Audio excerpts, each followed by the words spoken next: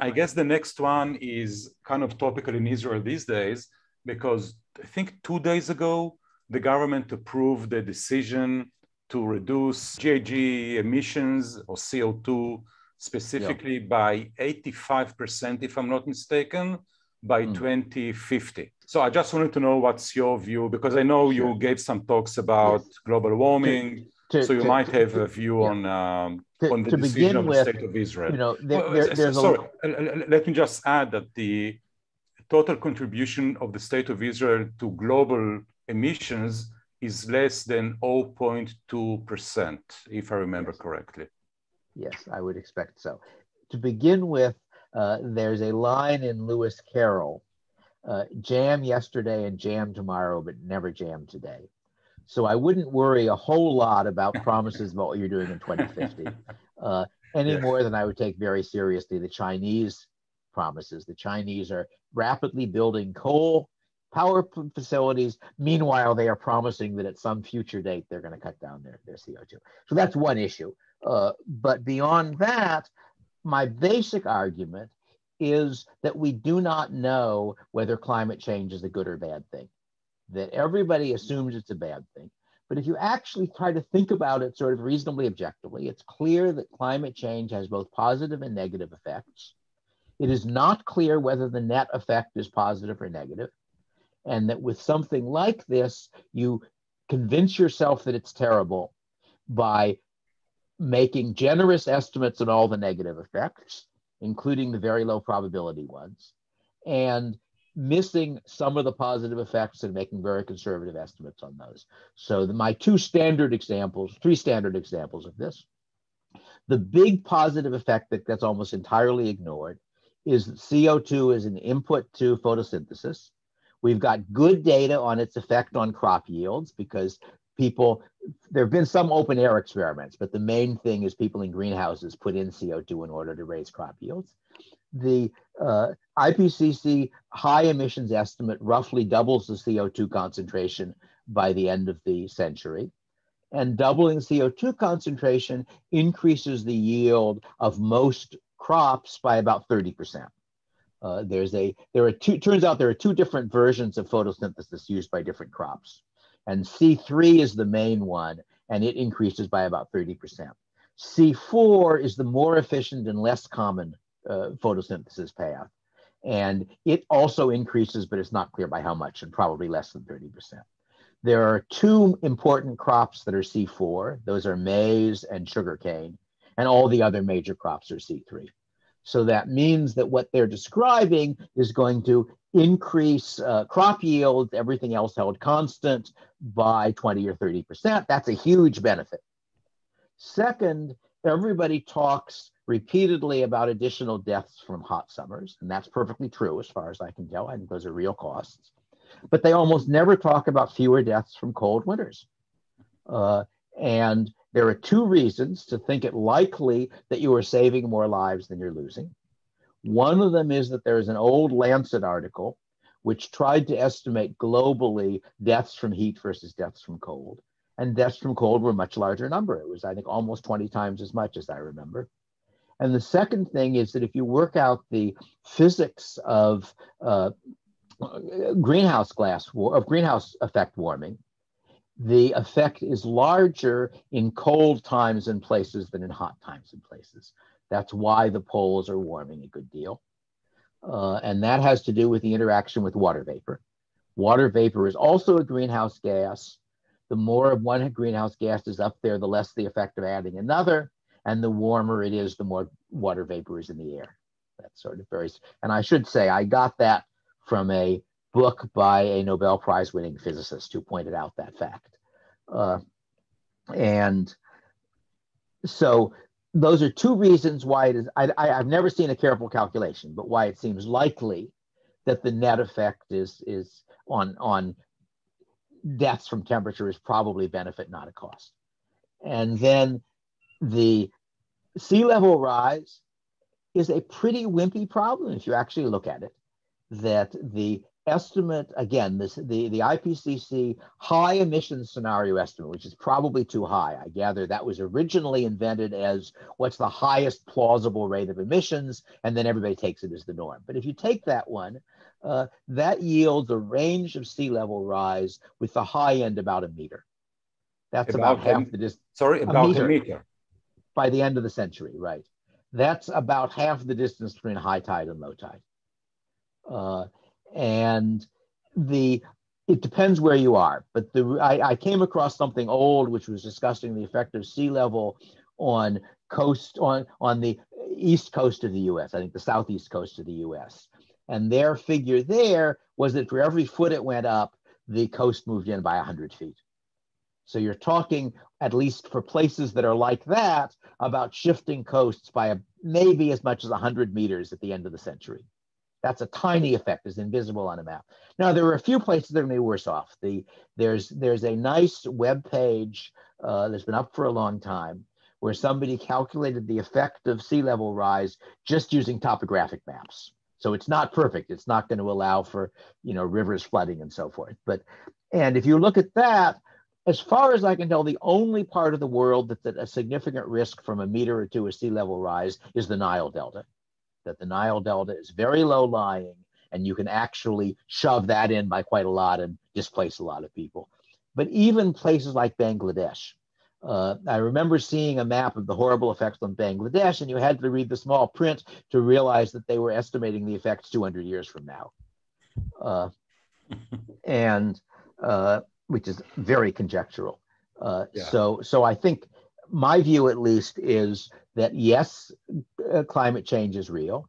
Yes, it is probably in large part the result of human action. I think I'm less certain about that than other people are, because climate is a very complicated system. You get estimates of the multiplier, basically the indirect effects, which go from 1 to 3 in terms of how much it goes up if you double CO2. And there are other things that affect climate. So that if you look at ice core at Antarctic and Greenland ice cores, there have been times when at least local temperatures went up even faster than we've been having, not in recent history. And so I think a lot of the discussion is very heavily biased, that people make statements, for example, about how much climate change there's been during human history. Human history is a tiny bit of our sample. And, you can say, well, we can see what human civilization can survive, but human civilization for the first few thousand years was a tiny, narrow band of climates. Human civilization now is all over the globe. So it doesn't really tell you very much. That the way I like to put it is, if the IPCC is right, by the end of the century, Iowa will be as warm as Minnesota is now. And that's not very scary. Sorry, other way around. Minnesota will be as warm as Iowa is right. Oh, okay. Of course, Minnesota is the colder state. So anyway, so I guess my view is that it does not make sense to do a whole bunch of things to try to avoid climate change. It may make sense to do things to avoid some of the other pollution, air pollution kind of effects. Those are probably more nearly real. But the climate change, and part of the reason I'm skeptical about this is that I was alive in the last round, which was population. That back in the 60s and 70s, population filled almost exactly the same niche that climate change fills now. That was the looming catastrophe that we had to do something drastic to prevent, or terrible things will happen. Yeah. And it didn't happen. We didn't do drastic things, aside from China, which did the wrong drastic thing. And nonetheless, Africa, which is supposed to be destroyed by population growth, still pretty poor, but it's less poor than it was then, not more poor. And population indeed went up quite a lot in Africa.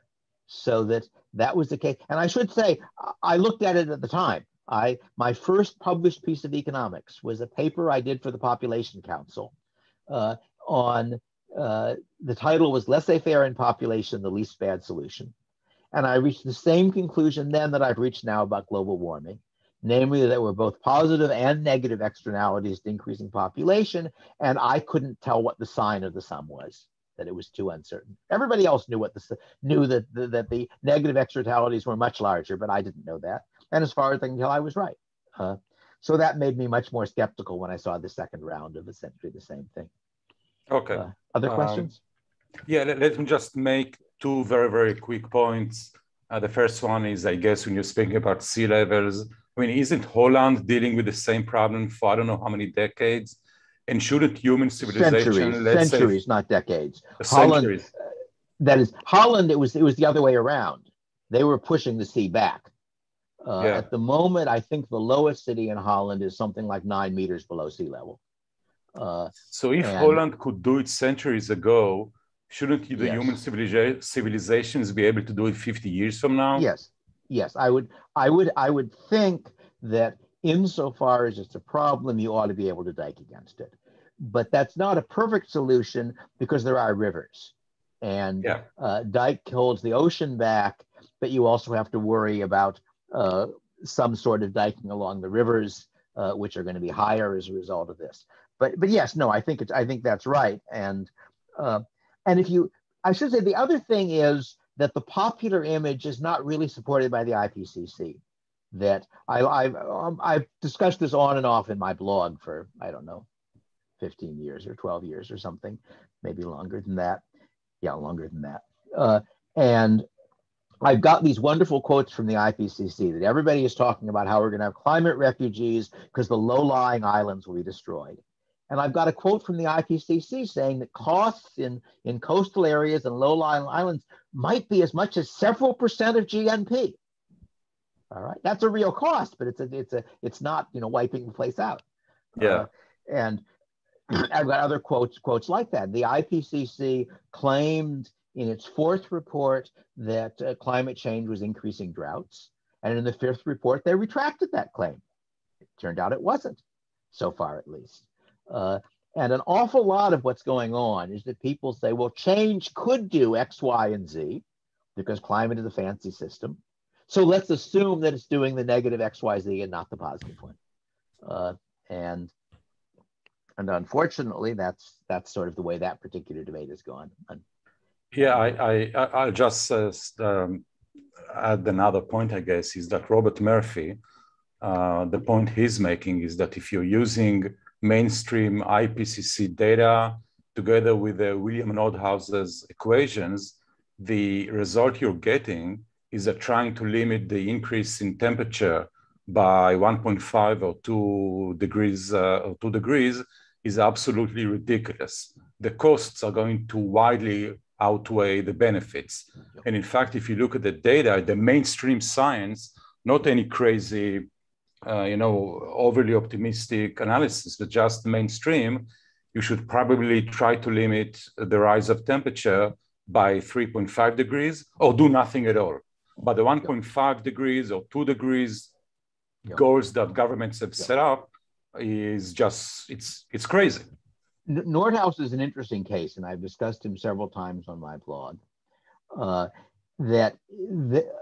few years ago, there was a Wall Street Journal op-ed by people saying, look, climate is not a instant catastrophe that we've got to deal with right now. And Nordhaus had published a response to that in a different, I think in the New York Times Magazine, if I remember correctly. And there were a number of things wrong with his response. But the really interesting thing was what he said his own data showed. Because he said that, I'm trying to remember the number, but he says that my calculation is that the cost of waiting 50 years to do anything, instead of doing the ideal things right now, is some number of $1 trillion. I don't remember what the number is. I could look it up. I've got it on my blog post. Well, he said, wars have been fought over less than that. And then I did the calculation. And he's talking about a cost that spread out over something like the rest of the century. He wasn't very explicit about what time period he was using. And it worked out to something less than 0.1% of global GNP. If you just assume it's spread out evenly over the entire globe, and it's a tiny cost. But he's attacking these people for saying that it's not an urgent problem, but his own data shows it's not an urgent problem. And I was I had one post on that, and then I had a second post because Nordhaus was one of the points the people had made was that there's a lot of pressure of pressure on academics to agree with the global warming orthodoxy. And he says, no, it's not true. On the contrary, the academic system rewards people who disagree with the orthodoxy and so forth. And I then said, well, his own behavior was evidence to the contrary, because here his data did not support the popular position, and yet he, in a mass publication source, insisted that it did. So if people are curious,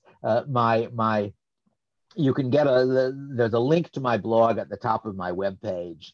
The blog is called Ideas. It's where I write about whatever I'm interested in. It hasn't been very active in the last few years, but there's a lot of stuff there. And if you do a search for Nordhaus, the blog software has a top or left corner, there's a window where you can put in a search term. So do a search for Nordhaus and you will find several things, but in particular those two.